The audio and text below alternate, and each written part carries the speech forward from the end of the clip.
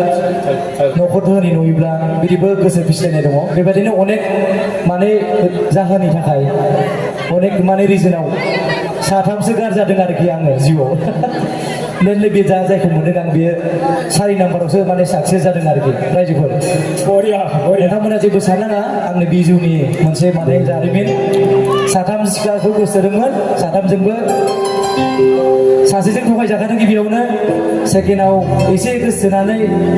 माने सासे सेंग्राजों आरोबाव बे रायलायबावनाय जाबाय मा खालामबावनो उफाय गैया आरो सानै लाइन मारिब्लाथ' आरो आंथ' हाखाया ना नङा होमबा आंथ' उफाय गैया आं गावनो गोजान जाबाय आरो सासेजोंबो दंमोन नाथाय बिथाङाबो आंनिख्रुइ मोजां न'खरनि मोजां मानसि मोनबायनो ओंखायनो माने थांबाय आरोखि थिगानो बिथांमोननि डिसिसनाबो थिगानो बेवहाय आंनिबो गोरोन्थि दङ मानो होनबा आं गावनो साक्सेस पार्सन नङा सोरबा सिख्लाखौ सोरबा न'खरनि फिसाजोखौ आङो जबरदस्ति गोसोनानै हमथाना लाखिनाया आंनिबो मोन्थाय 100% मोन्थाय नङा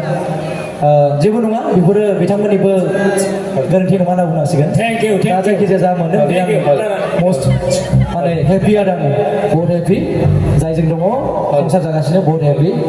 थेंक इउ दादानिसिम रोजा रोजा साबायखर बावनाय थाबाय दानिया बेखौनो लानानै रायजोनिफ्राय मोनसे रिकुवेस्ट मोनसे फैदों मेथाइनि बाथ्रा गोसो होनाया नंखाय नङा बिखायनो बिथांखौ आङो नै बाथ्राखौ आङो सोंनाय जादों रायजो नोंथांमोन आङो सोंनो होननानै सोङाखै मेथाइनि जा बाथ्रा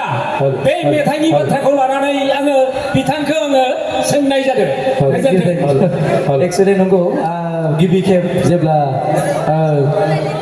लाइफआव थगायजादोंमोन अब्ला बे मेथाइ ओंखारदों एक्सुवेलि 2007आव नैबे मेथाइआ आंनि गिबि आंनि जिउआव गोसो होनाया नंखाय नङा बियो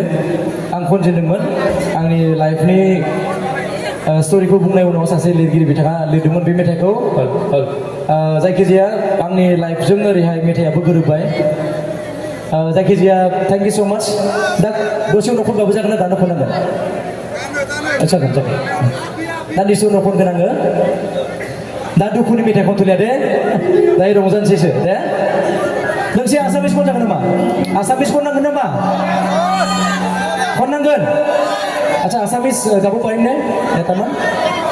আচ্ছা ঠিক আছে যদি গাব নালাগে যদি খনা খনা যদি অসমীয়া ভাইসকল যদি আহিছে তেতিয়াহ'লে মই গাম নিশ্চয় এটা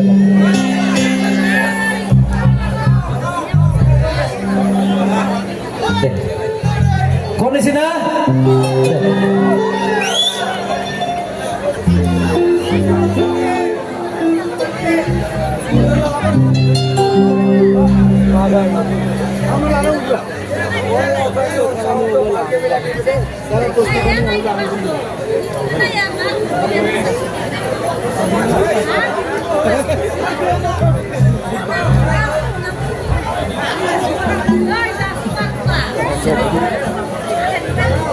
Hello,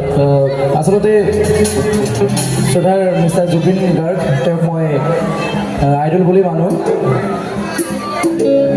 তেওঁক খুবেই আমি ফ'ল' কৰি আহিছোঁ কেঁচুৱা সৰু অৱস্থাৰ পৰা গতিকে অকণমান তেওঁৰ এটি জনপ্ৰিয় গীত অকণমান গুণগুণাব বুলি আশা কৰিছোঁ নিশ্চয় আপোনালোকে ভাল পাব সকলোৱে